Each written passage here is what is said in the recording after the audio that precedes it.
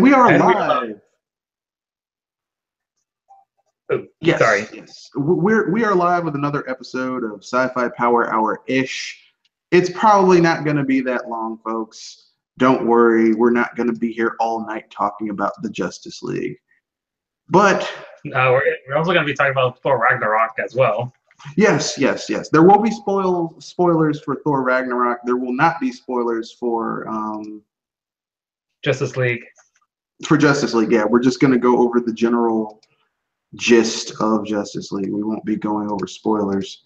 Because that's not cool. People who haven't seen it yet, that's not good to do that. That's not kosher. So with that being said, let's get to it. We'll do Thor Ragnarok first. Ragnarok is basically a road trip movie where Thor, within the first 20-30 minutes of the film, loses his hammer, which he's really become to use as a crutch. So it's kind of a good thing that he loses his hammer. And then shit gets real. I mean, basically. Yeah, he gets his hair cut off by Stan Lee and loses his eye to Hela, and even loses Asgard. And he was forced to destroy Asgard in order to defeat Hela. Well, but I mean, at that point, it was kind of like, look, he's gonna have to do that because Hela was just hella powerful. Yeah. That was a shitty pun. I deserve to be. I'm sorry, but yeah, it was a good film. It was a good film. It had one of the best Hulk, it had one of the best Hulk beatdowns I've ever seen. Where Hulk just beats the shit out of Thor, which is great. Though he would have lost if not for the Grandmaster cheating. Who? Hulk would have lost or Thor would have lost? Yeah, Hulk would have lost the match against Thor if it wasn't for the Grandmaster cheating by using the device to shock Thor. No. Because here's the thing. Thor without his hammer and his strength-enhancing belt, or at least, okay, maybe the cinematic version of Thor, but Hulk has no upper limit. Thor has an upper limit. It's, given enough time, the Hulk can become strong enough to overcome almost any limitation. Whereas Thor, even though he's a god, he has limitations. So, yeah. I'm not a Thor fanboy, so. And there was also a one-time comic of Hulk being the last being alive on Earth, and he was all being forever alone. Yeah, basically, yeah. Banner has a heart attack and dies, and right before he dies, he turns into the Hulk, and the Hulk is the last living being. So basically, I mean, that was like a one-shot, and I have that one-shot, but it proves just how tough the Hulk is. He's not, he's not someone that's easy to take out. Unless you're Doomsday. Yeah, that I know what you're talking about. That was some bullshit. I'm sorry. That was. Well, it was complete bull. The whole show.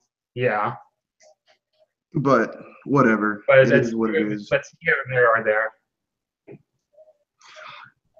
But anyway, yeah. So yeah, Thor Ragnarok was a good film. I think more people should have. I think people have enjoyed watching it. It was really good. The teasers, the little stingers at the end of it were fun. It leads to a lot of stuff. They even kept Thor's damaged eye a secret in the commercials and trailers.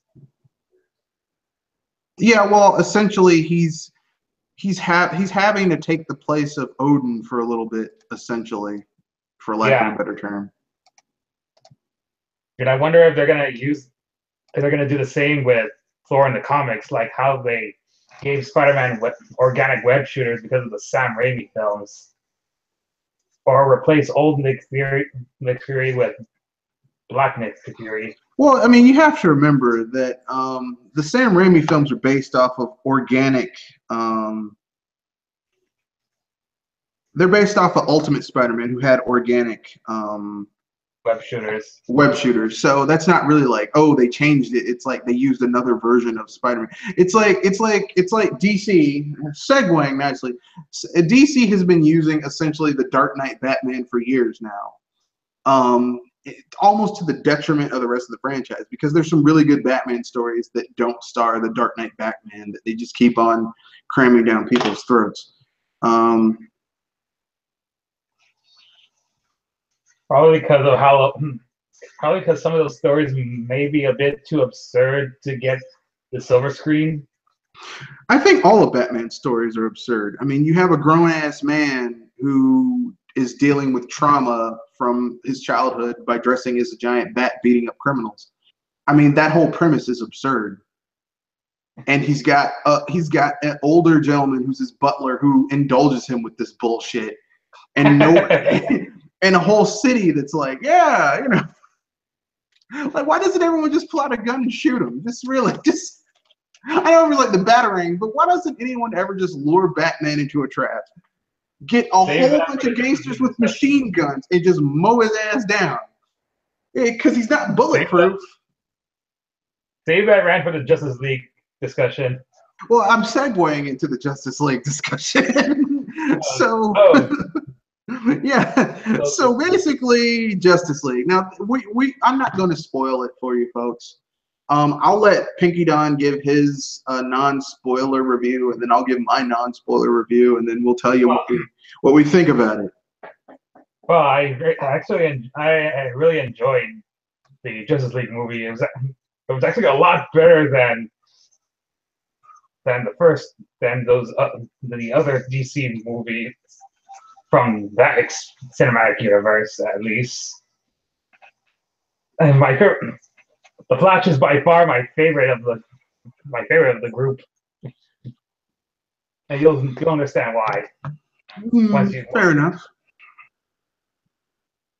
Anything else? Let's see. Should I also mention Superman? I mean, at this point, people know that Superman comes back. I don't think that's a spoiler at this point. They do manage to tone down the dark and edginess a bit of his character to make him more akin to the Superman we all know and love, or at least the one we grew up with. And also, both Aquaman and Cyborg do get a piece of decent character development, even when Aquaman still has yet to get his own solo movie until like in the next few years or so. My man. I'm sorry.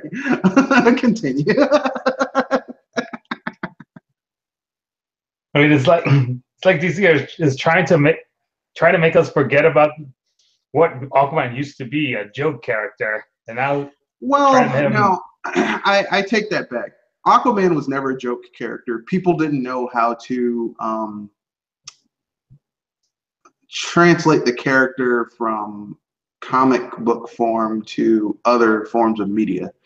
But Aquaman, even the old school Aquaman with his orange and green outfit, like, I mean, people like to joke around about Aquaman, but people forget that like he's one of the top 3 most powerful people in the Justice League.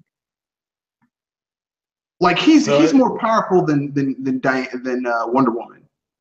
Like like underwater, he can go toe to toe with Superman. It's mostly because in those other mediums he spends most of his time on land rather than underwater, where he is almost omnipotent. Well, I mean, people don't know because they don't know how to translate the character well. That's, you know, everyone's like, he's a joke character. let me put it this way: knowing the things we know about what's underwater, like the hideous abomination creatures that live underwater, would Yeah, you want like to the fuck with angler. someone who could control that shit? I wouldn't. I'd be like, no, I ain't gonna fuck with him. Shit. And considering that the Earth is like 70% water, you gonna fuck with that dude? I wouldn't. I'd be like, nah, man, I'm gonna be over here, sitting down quietly, shutting the fuck up.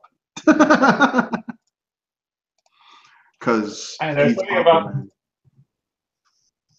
Aquaman. and I was hoping that Cyborg would say his signature "booyah" and minor No. spoilers. Minor spoilers. He does, but I won't tell you when. Yeah, He but says. mm. Anything else you have to say before you give your review score? If you're gonna score it, you might just say, "Well, I recommend it," or "I don't recommend it." Well, I don't want to score it. I just wanted to. I would just give a vague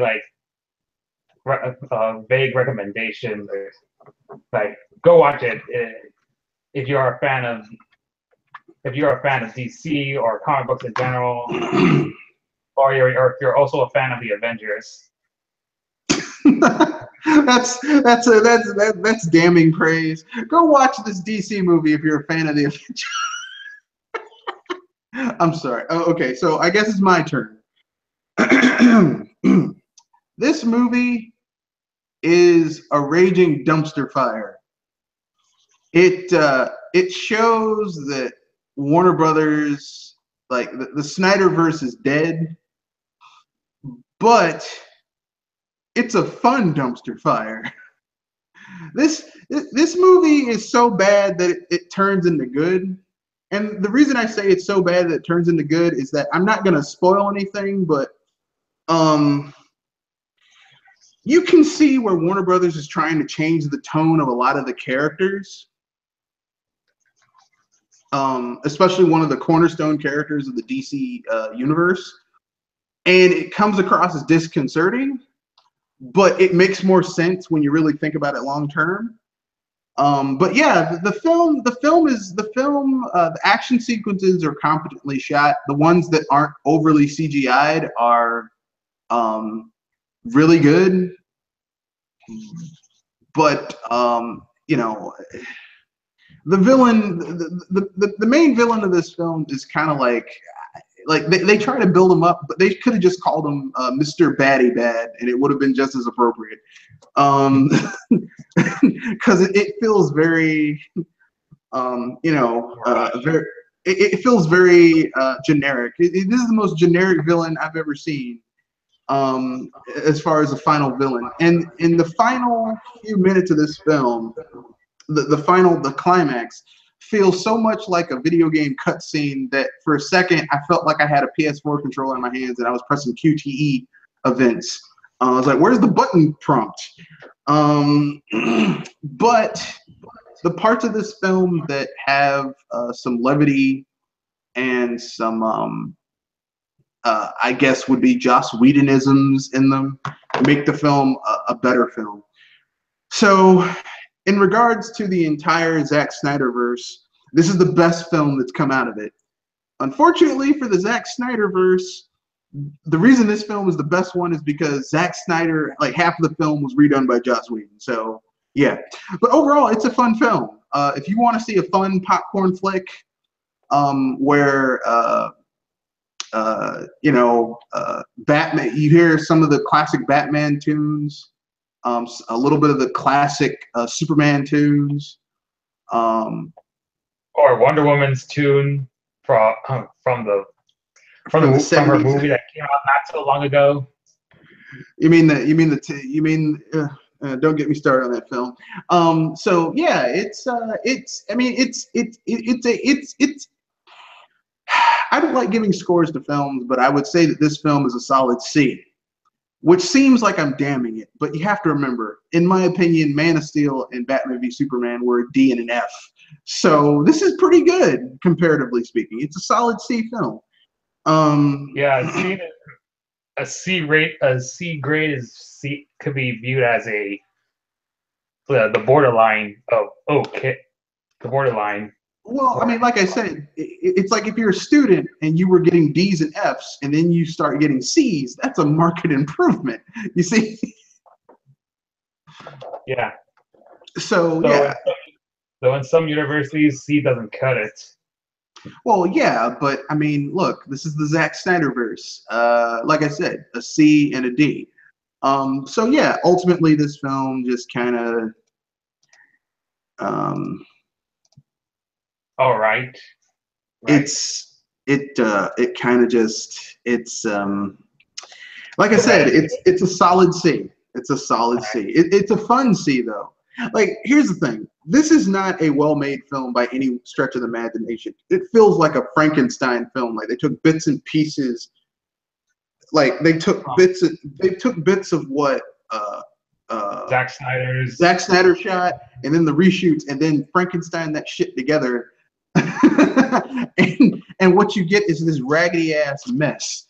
But it's a fun raggedy ass mess. And I guess at the end of the day, you just want to have fun with a film. You know, you don't need any deep message or anything. If now, here's the caveat about this movie. If you were a fan of Batman v Superman and Man of Steel, if you like Zack Snyder and David Goyer's tone, you're not gonna like this film because like they're going out of their way to try and scrub that tone from out of this universe, at least for some of the characters. So yeah, but so yeah, I recommend this film for fun, actiony comic book film.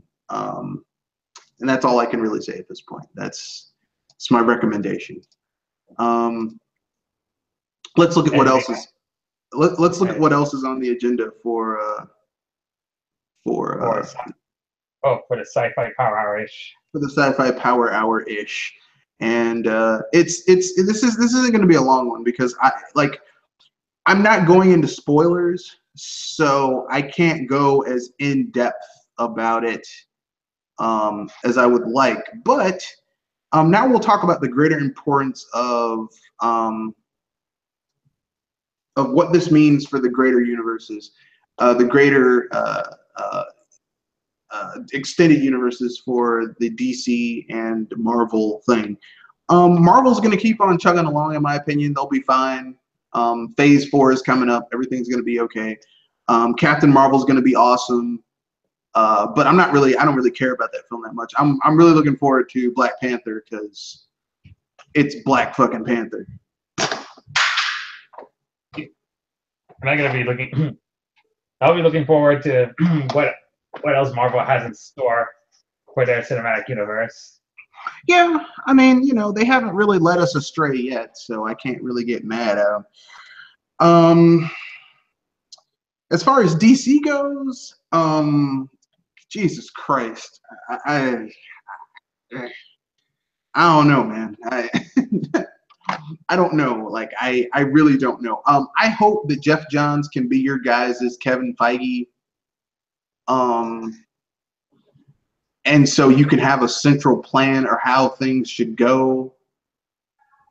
Because I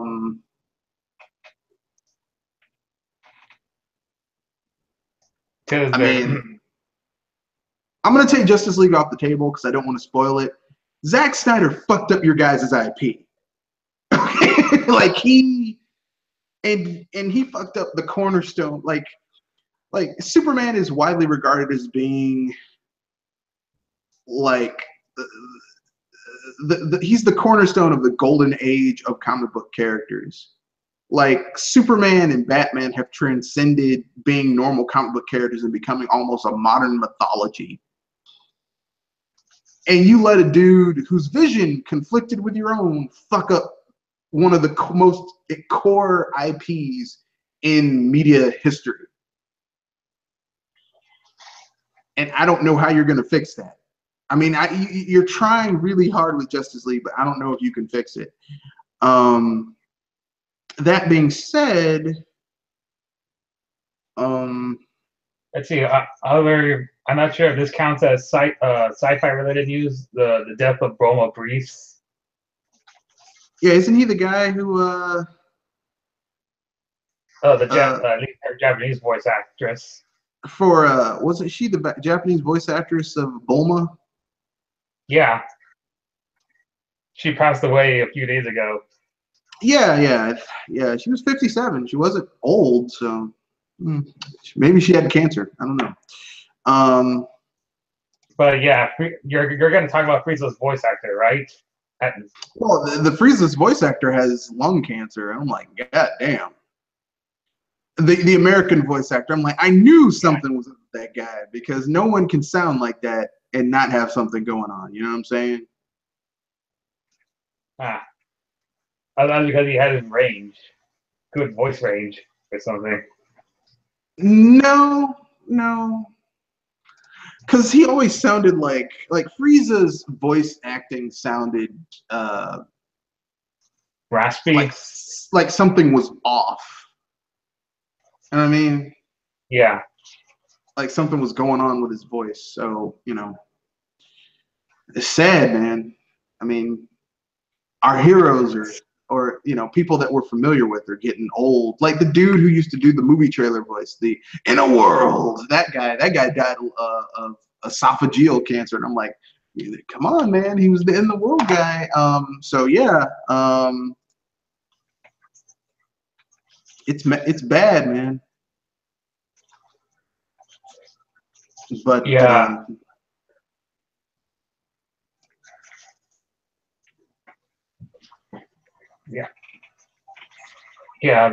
So, anything else? That's it. I mean, that's all I gotta say. Let's promote our various things, and then we'll get out of here. See, this sci-fi power hour-ish wasn't that long, folks. There you go. I'll let you go first, and then I'll close it out. Let's see. Be sure to visit Video Game Facts. Just recently, we got a new mod, and it's the same user who wrote that one Sony article I shared with Mr. Red Fox. Yeah. That showed how badly Sony's screwing people over. Yeah. We just recently promoted him to mod status. Oh, that's nice. I'm gonna see if I can get him on to come on my one of my casts because I really liked his execution. His Sony article. Mm-hmm. Well, his execution, and if someone has that level of execution with something, then I would like to see that. So. Okay. I'll see if I can ask him if he has a Google Plus account or something to see if he could join.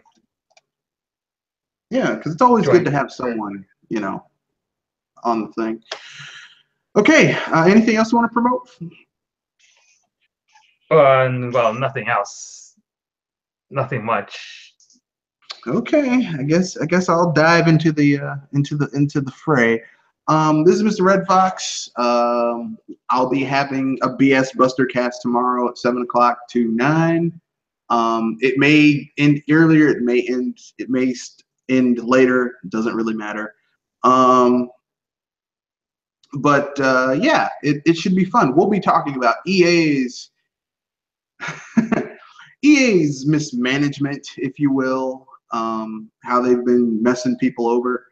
We'll talk about the Xbox One floundering out of the gate. We'll also talk about Mario Odyssey spoilers. Yeah, we can finally spoil Mario Odyssey. Oh, snap, we're joined by another person. A wild Jewel Rider Moonstar has appeared. How's it going, Jewel?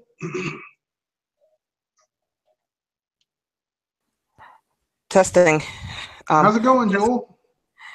I just got done trying to babysit two monsters, but otherwise I'm okay. Oh, we were just done finishing. We were just in the final thing, but if you want to, do you have any thoughts about Justice League?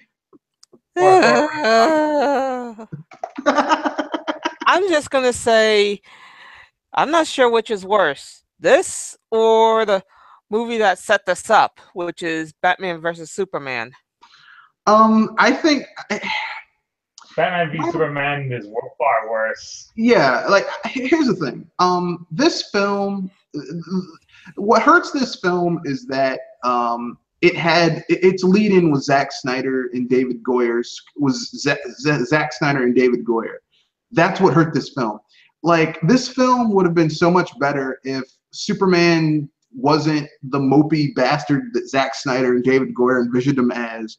Like if we had a more Christopher Reeves as Superman, like you would have had more of an like in Batman v Superman when Superman dies. Yeah, I know everyone's like spoiler. That movie's over 2 years old. If you haven't seen it, I was about to say because there's some spoilers of other movies and games. Yeah, I'm sorry. If you don't know that Superman died in BVS, I don't know what to say to you. But yeah, like Superman, like if Christopher Reeve's Superman had died, you'd be like, you know, everyone being all sad. It's like he was the person who brought hope to the world. Yeah, that's sad that Superman died. But Man of Steel Superman dies. It's like, whoo, no more cities getting destroyed, folks. We dodged a bullet on that one. I'd make the joke that the Superman that you're talking about is Goku without restraints. Yeah, or Vegeta. Basically, I'm talking about like if Vegeta died permanently in the Dragon Ball Z universe, I don't think anyone would really shed a tear. They'd be like, "Man, he was an asshole anyway." It's like, yeah. Fuck him. Yeah, that's it.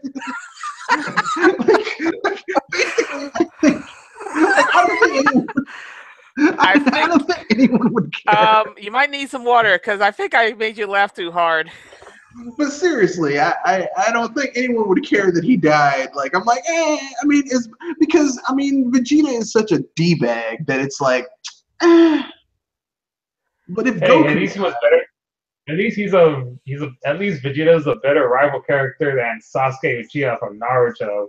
Well, because Sasuke, first of all, Sasuke was a dick, and second of all, they're like, well, the power of friendship. I'm like, you know what would have made this series so much better? If Naruto had just killed Sasuke. It's like, well, I want to be the Hokage. This guy tried to destroy my village. He's gonna have to die. Fuck friendship. But power of friendship, because they made a shonen anime, and shonen animes have to have friendship and all that bullshit. I was about to say friendship and reset buttons. Yeah, which I mean, here's the thing I have to say, just as a short segue before I get back on topic about Justice League. This was a non-spoiler review, by the way, we did earlier. Gintama 2015 has a deeper, more impactful story when they go through the assassination saga than anything I saw from Naruto. Because literally, the good guys lose in that. They get outmaneuvered. They lose. The person they're trying to save is assassinated no matter what they do, and they have to go on the run. And like sometimes the good guys don't win. You know, I mean, you know, and Gintama isn't really a shonen anime. It's more like on the front they have absurd things going on, and then in the back it gets kind of dark and really kind of deep. But personally, I was gonna say that I like heroes to win in the big scheme, but they gotta have hiccups every now and then. Yeah. I mean, a hero is only as good as what they have to overcome in order to become better. Which is why I think a lot of people find it difficult to write for Superman, because Superman doesn't have the same type of problems that, say, Batman or Wonder Woman or the other characters do, because Superman is just physically so... Well, he's not immortal. It's just... He's pretty OP. He's so powerful that it's like he doesn't have the same issues as other people. Although here's the thing, there are really good Superman stories that deal with that. Like All-Star Superman, where Superman's dying. He's dying. Like there's nothing he can do. He's gonna die. And he basically he says he gets his life, he gets his affairs in order before he dies. Like he goes and he gives Lois Lane powers for a day, and they go and do stuff. And then he gives Lex Luthor powers for a day. He's like, well, you know, since you always thought if you had my powers, what could you do? And he gives him his powers, and Lex Luthor finally understands why Superman didn't kill him and why Superman sees him as being such a waste of potential. And like literally, he breaks Lex Luthor by giving Lex Luthor what he wants. and then taking it away from him, and Lex Luthor finally realizing why Superman is the way he is. And it's one of the best Superman stories ever. I was gonna say that probably was irony at its finest. Well, that's the thing. Like, I mean, like All-Star Superman, Grant Morrison's All-Star Superman explains so many things. Like, it explains why Superman doesn't like killing people, because Superman literally can see the life energy of other living creatures. Around those that he's with, right? Yeah, he basically senses the Force, and killing people extinguishes that, and he doesn't like that. So he Superman doesn't kill people, unlike unless you're in the Zack Snyder verse, where fuck it. Well, in the Zack Snyder version, the reason why he made his no-kill policy was when he was forced to kill General Zod. Yeah, fuck that. Here's the reason why I'm going to say that's bullshit. If David Goyer and Zack Snyder had bothered to fucking read a Superman comic, there were so many ways they could have resolved Zod than the way they did. But whatever. That's neither here nor there. So basically, back to the movies. Yeah. So basically, we have. So I guess your view of your particular rating for Justice League is, what the fuck did I see? WTF? Yeah. Okay. Well, so at least I would say this. I have to say both that and Batman vs Superman are equal levels of bad to me. Oh, well, damn. Okay, so basically, if we're adopting the double toasted model, for you, both films are some old bullshit. Yeah, but for different reasons. And for Pinky Don, it's a matinee. Yeah, a matinee. And for me, it's a low matinee. Like, I'm like, it's garbage, but it's fun garbage.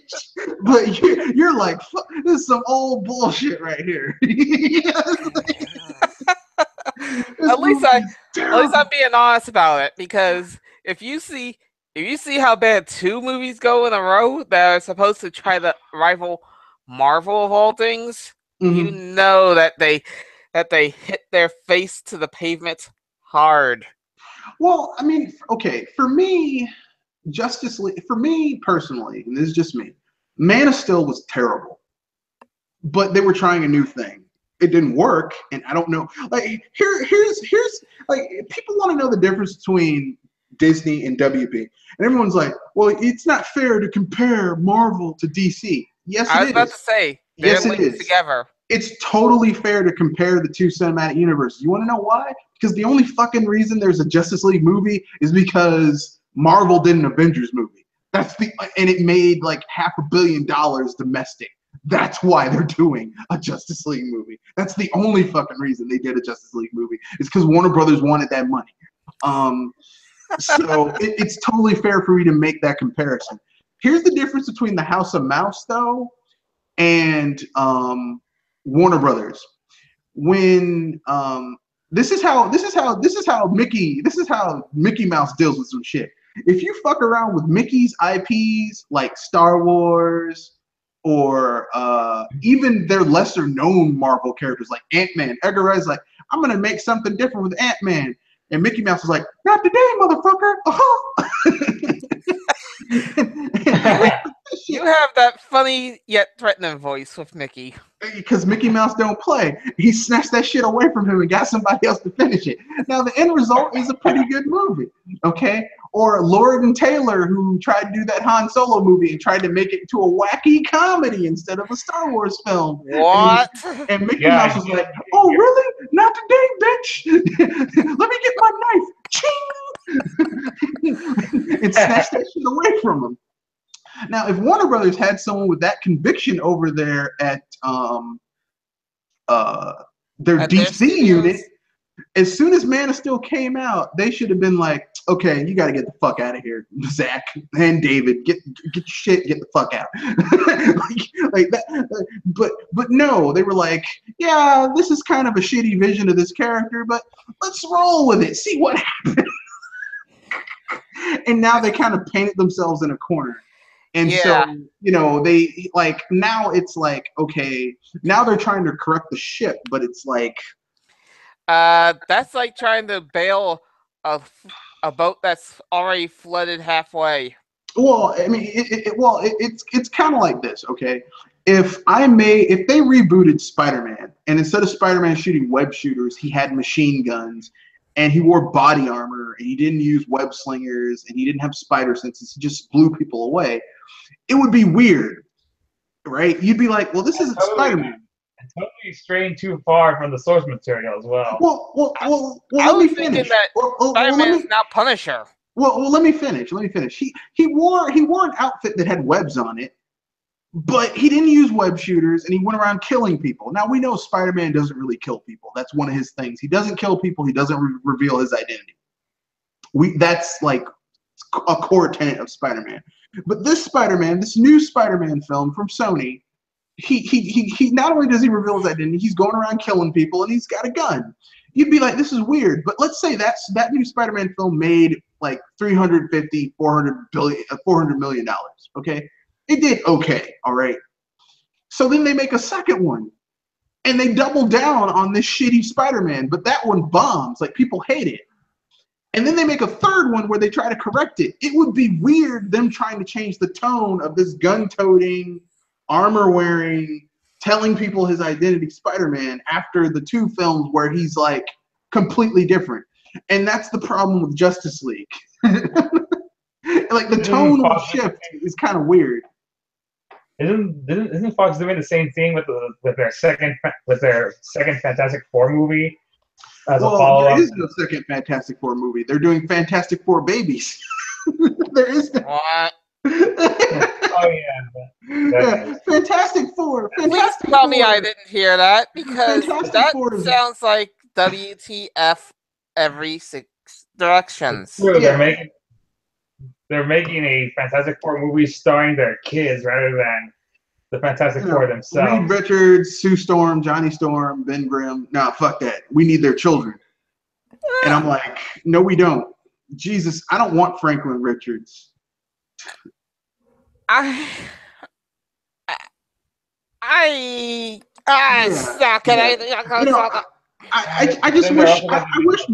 wish Disney would come in there and say, look, we're going to give you $4 billion. You're going to give us the X-Men, the Fantastic Four, the Skrulls, the Silver Surfer, Daredevil. Well, we already got Daredevil, but you're going to give us all of these and the X-Men too, the TV rights. That's the end of it. None of this, we're going to make a movie to hold the rights bullshit. Fuck you. That's what they need to do. That's what they need to do. They're also making a solo Doctor Doom movie. Yeah, that's gonna fail too. that's gonna. As if I didn't have enough of a headache. Yeah, that's gonna fail too, because Doctor Doom, like, okay, making a solo Doctor Doom movie is stupid, because the reason Doctor Doom works is how he fucks with the Marvel universe. If you don't have Doctor Doom in the Marvel universe messing with Marvel characters, why it makes no sense. He's just a normal villain getting his way. Not to mention, Reed Richards was involved with Doctor Doom's origins. Yeah, there's only one character in the Marvel universe who I think, in my opinion, who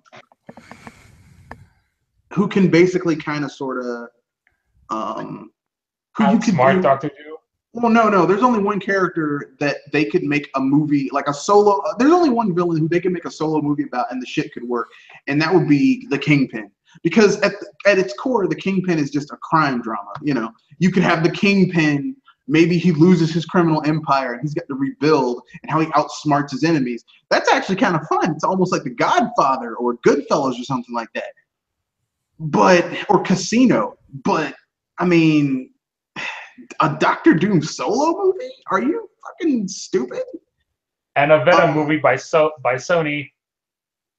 Yeah, they're doing a Venom. Yeah, that's gonna fail too. Metal Mint says DC can't seem to get it right. He says, other than Batman has been okay. Okay, let me put it this way: the imagery of Batman has been okay. Batman's character is garbage in the DC films. Like like Batman, like Christopher Nolan's Batman films, in my opinion, like cinematically speaking, they're shot well, but in terms of like continuity and like character and being staying true to the source material, they're garbage. Especially that last film. That last film was a piece of shit. Michael Caine up there, Master Bruce. Why are you doing this, Master Bruce? You're making me cry, Master Bruce. With that Cockney ass accent, I'm like, this is kind of a weird Alfred. And I'm sorry, but Tom Hardy is a shitty Bane. And there's also complaints about the suspension of disbelief of realism from that the first two Nolan Batman movies established. Here's the thing. It's not supposed to be real. You have a grown-ass man dressing as a giant bat beating up poor people. It's not supposed to be realistic. It's fantastical. Well, their sense of realism means no CGI at all. And then The Dark Knight Rises, CGI. Well, that was the only way they could get a lot of those shots. Was with CGI because no one was going to build a working bat wing. I'm like, why didn't you just get like the bat wing? Fuck it. I'm sorry. I don't like the Christopher Nolan films. Okay, I don't. The second one. I was going to say, hopefully he's not the new Michael Bay. Well, no, because Christopher Nolan's a good director. Like here's the thing. I don't like those films because of continuity and character, like how they do certain characters, but they are well shot films. Michael Bay's films are just like, what the fuck, you know, like because Michael Bay in Michael Bay's films, he basically puts in jokes that if there was someone there, they'd be like, you know what, this isn't funny. Why would you put this in here? His humor is that bad? Yeah, some of his humor is kind of racy or sexual. Like 90% of it is bad. Like this is the guy who had two. The only way I can put it is like ignorant, dumb, ethnic stereotypes for black people bots. Can you read this? Nah, bro, we can't read. What the? No. Face palm. I'll bet you $10 that Michael Bay is going to be accused of sexual allegations, just like every other. Well, I don't know. I don't know if Michael Bay will be accused, but that camera he uses to give women gynecological exams in all of his films, because like too much. Even a PG-13 film, it's like some chick will bend over and he will try to cram that camera everywhere, just see everything. I'm like, damn, that camera's gonna get some assault. that camera's gonna be on TV doing the. I'm sorry, I'm a disgrace to my family, my friends, my agent. I'm laughing, but seriously, Michael Bay, you have a problem. Because Michael Bay can't help. Michael Bay can't help but make women, even characters who are supposed to be smart, intelligent, professional women, seem trashy. Because Michael Bay, that's what he does. Because at his heart, Michael Bay is essentially, as a director, when he doesn't have someone reining him in, or unless inspiration hits him, his films are basically like if you gave an 11-year-old boy who was really into comic books and blowing up shit and TV like a huge budget and said make a movie. That's Michael Bay, which can be a good thing, but most of the time it isn't. You got some odd thoughts there, because. Well, no, because I mean, okay, I don't know about you, but when I was a little kid, I had ideas about how I wanted certain movies to go. I mean, we all do, True. But at the end of the day, there's a reason you don't put children in charge of certain things, because they don't understand all the various factors that go into certain things. Typically, now there are some kids who are really smart and really intelligent that can do stuff like that, but most of them aren't. And I was going to say, at least aim for the intelligent ones, for star's sake. Well, I mean, that's the thing. Michael Bay, like I said, Michael Bay's films are so.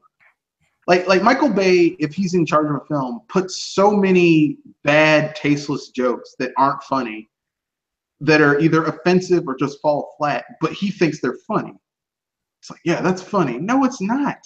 This like is the best... why you put jokes to tests at times. Well, that's the thing. Like, that's why Michael Bay likes to run. That's why he likes the Transformers films, was because he was in charge of it and no one could tell him what to do. So, which is horrific, because that's why they're so god fucking awful, in my opinion, is because no one could tell him what to do.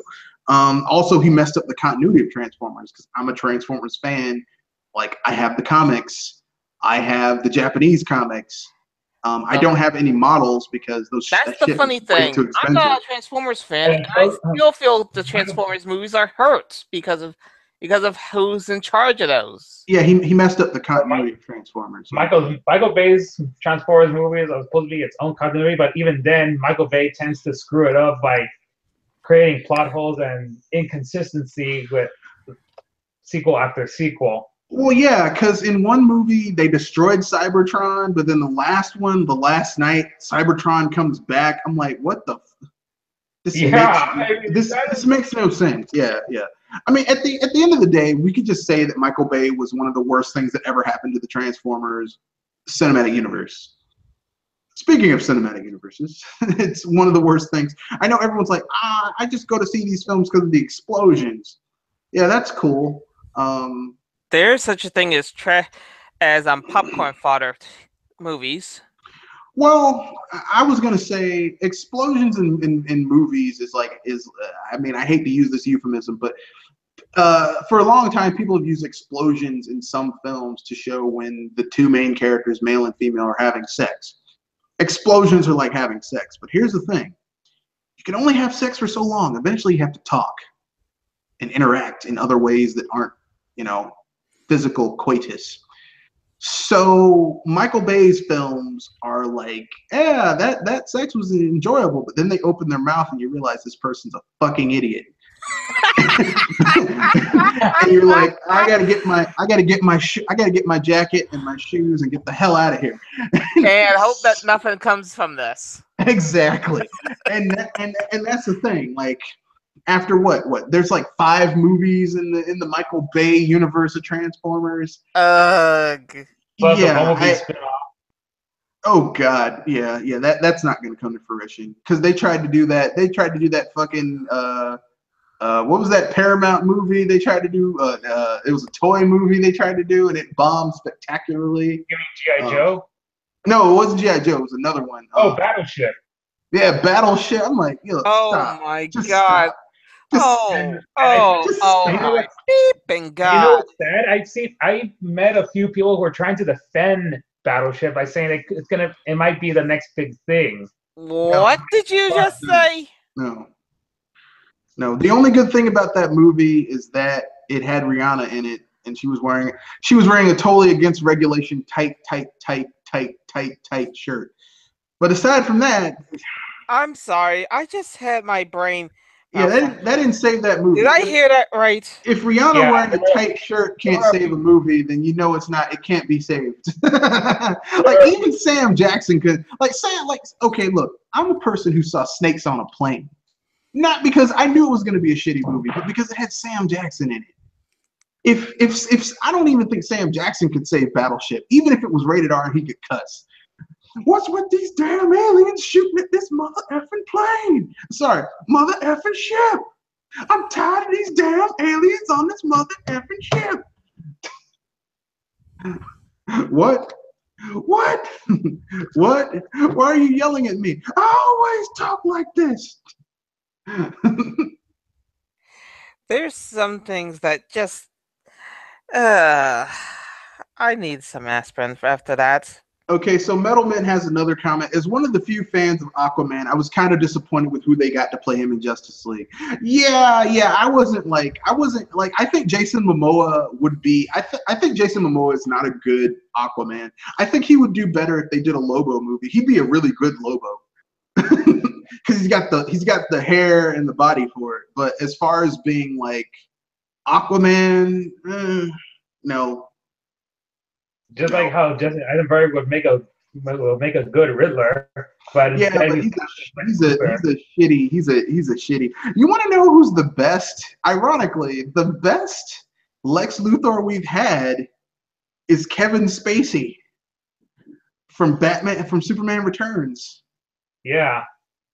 Which, I mean, considering how dark and devious that Lex Luthor was, and considering what we found out about Kevin Spacey, maybe he was channeling a little bit of what was going on in the inside. But some things are best left off screen. Well, some actors portray something so well where it's like they get that has to be something they've experienced because they portray that darkness so well. In terms of Lex Luthor in Superman Returns, I'm like, hey, literally that is one of the most, god damn, that's a truly villainous Lex Luthor. Plus, Spacey's Lex Luthor also gave out a pretty memorable line when he shouts out "wrong" to interrupt Lois Lane. Yeah. Plus, this is the most dangerous Lex Luthor because this Lex Luthor not only weakens Superman with kryptonite, he stabs him in the back with a kryptonite shiv and breaks the shit off and throws him in the ocean. That is a mean son of a bitch right there. That's some hardcore shit right there.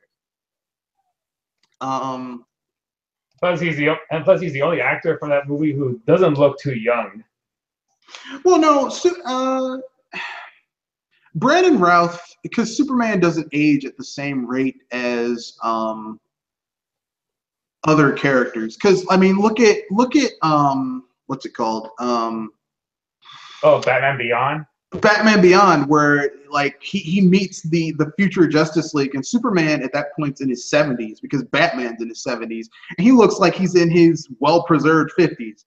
Like he looks really good for his age, and so like Superman ages really well because he's a Kryptonian and he's near a planet with a yellow sun, which is going to make him, it powers him up.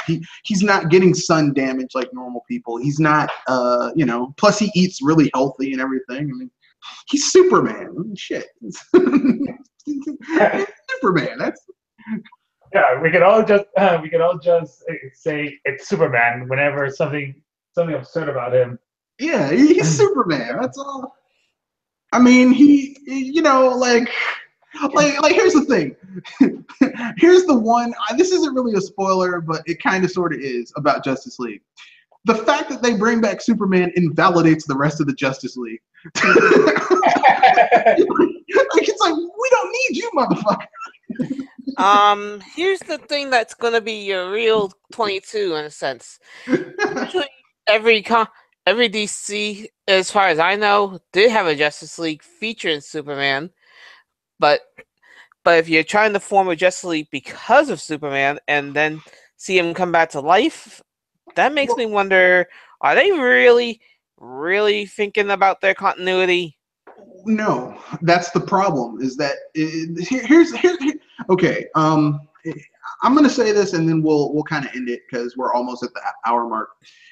Here's what people need to understand. Okay, this cinematic universe was created by Zack Snyder and David Goyer. David Goyer is a terrible script writer. He's god fucking awful. Okay, I know people are like, what about the Christopher Nolan films? Those films are good because Christopher Nolan is a good director. Okay, see, here's the thing. Okay, David Goyer is a bad script writer. He knows this. He's like, I'm not good at dialogue or character development in a script. Okay, as a script writer, he knows this. Here's the problem. What's the most important thing in a fucking script? Sorry, I got my Google Chrome cut me off.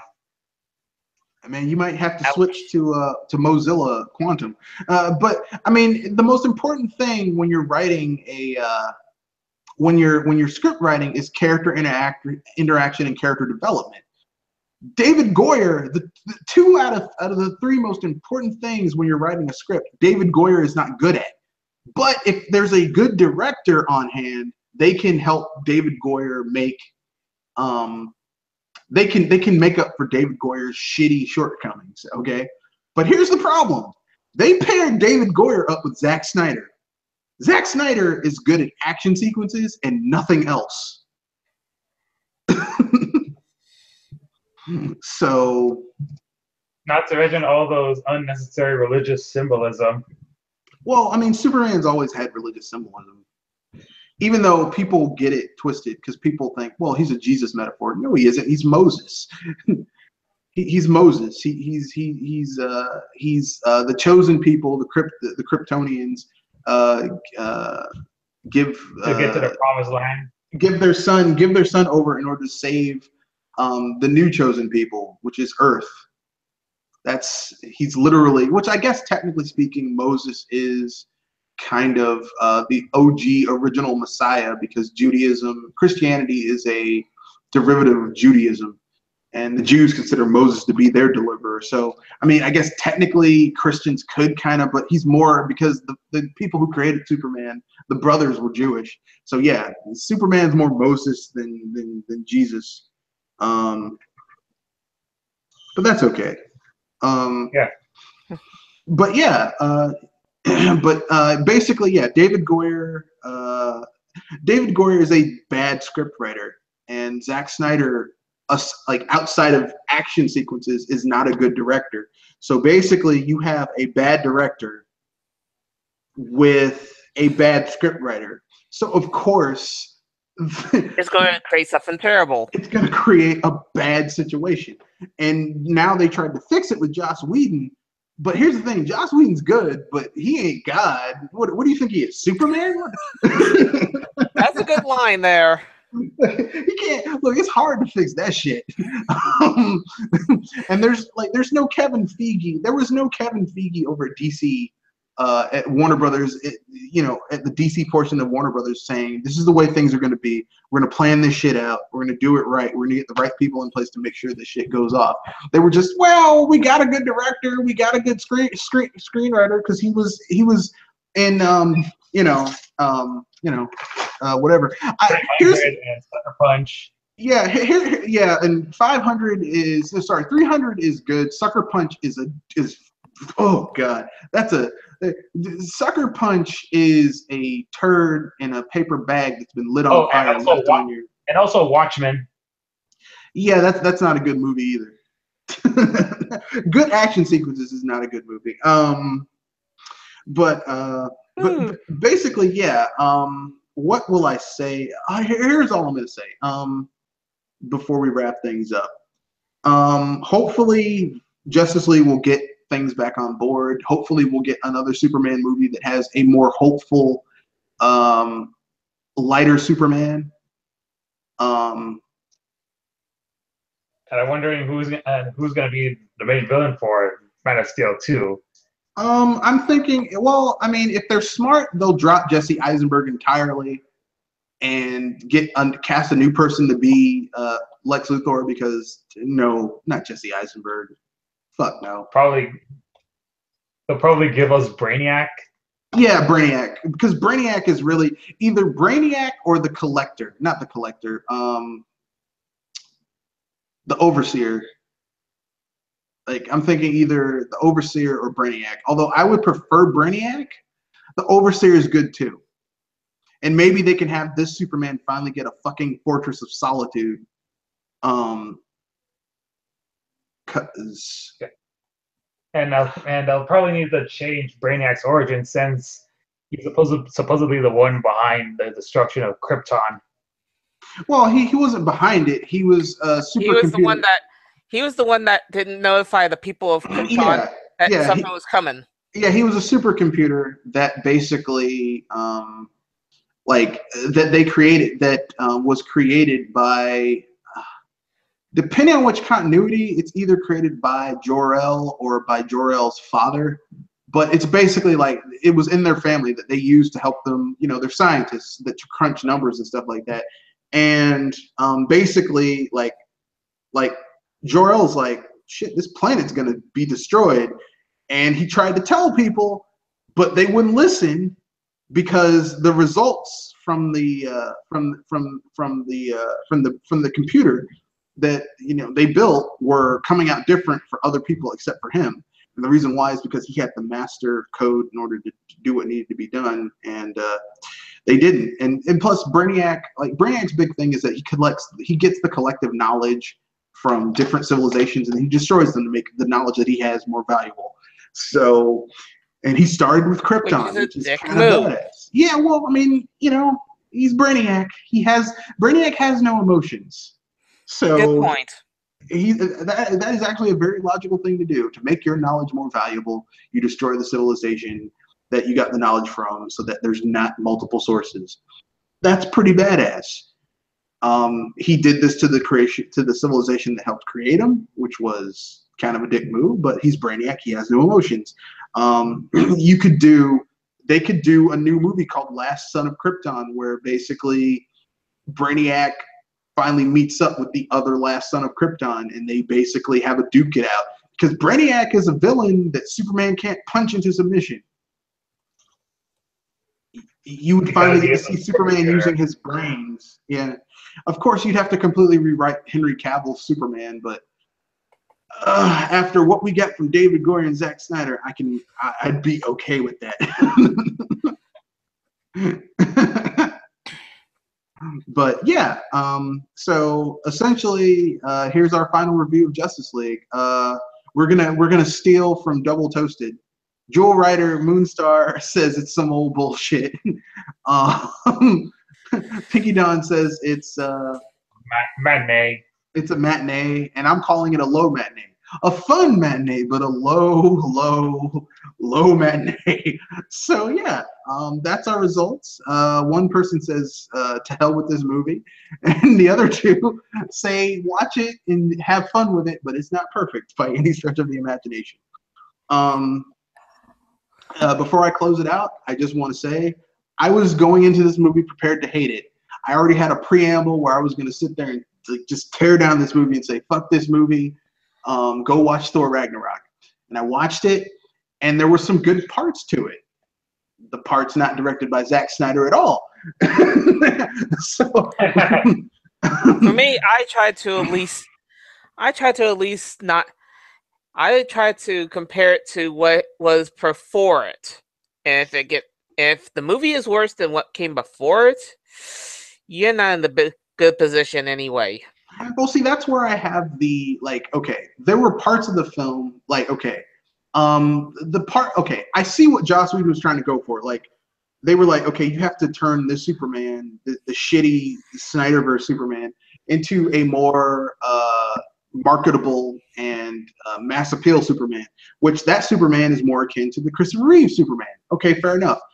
But the thing is that you have that tonal shift, which doesn't work because the Snyderverse Superman is this mopey, emo bastard. So, and the villain is just a throwaway as hell. But aside from that, good film. It's fun to watch. It's not perfect, but it's fun to watch. So you should go watch it. If you want to just have some fun and you already saw Thor Ragnarok 2 or 3 times like me. I didn't pay for it 2 or 3 times. I saw it once myself, and then you had help seeing the other 2 times. The second time I reviewed it for I got a review copy. I got to review it, and the third time I went with a group of friends, and we had they watch a lot of movies, so it was like a free ticket, and I was like, yeah, I'll watch it a third time. Why the hell not? I enjoy it. But with that being said, great film. Enjoyed it. Everyone should watch. It was really good. Overall, this is a bit of a fun movie, but don't expect much. Yeah, I mean, I said it earlier. You weren't here. I said basically it's a dumpster fire, but it's a fun dumpster fire. It's like man, that rat's on fire. Ah! Ah! But it's entertainment. Oh yeah, it's fun. It's a fun dumpster fire. It's not like, oh my god, there are maggots and cockroaches in this dumpster fire. It's like, oh, it's a fun dumpster fire. So yeah. But that being said, back to the end of tail promotions.